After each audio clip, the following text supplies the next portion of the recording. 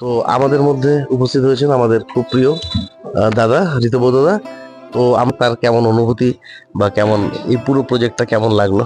না, অবশ্যই আমাদের সবার তো খুব ভালো লেগেছে এরকম নান্দনিক চিন্তা ভাবনা। বসন্ত উৎসব মানে তো শুধু গায়ে বা আমাদের শরীরে রং লাগা নয়, হৃদয়ে রং লাগার জন্য, এবং গোটা বছর মানুষ যাতে খুব তাড়িয়ে তাড়িয়ে উপভোগ করতে পারে খুব নান্দনিক ভাবে। এই পাড়ায় দেওয়ালে দেওয়ালে তো চিত্রিত হলো।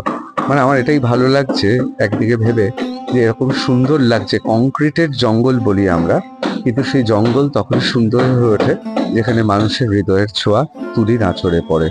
আজকে এই পাড়াতে এসে আমার সেটাই মনে হচ্ছে। আর দুঃখ হচ্ছে, এই সব পাড়াতে যদি এরকম হতো, আমার পাড়াতেও যদি আপনারা আসতে যেতেন তাহলে আমারও ভালো লাগতো।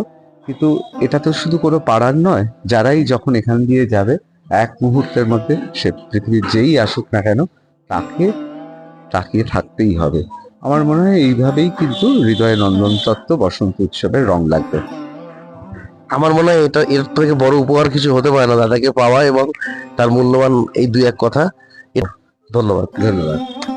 ধন্যবাদ।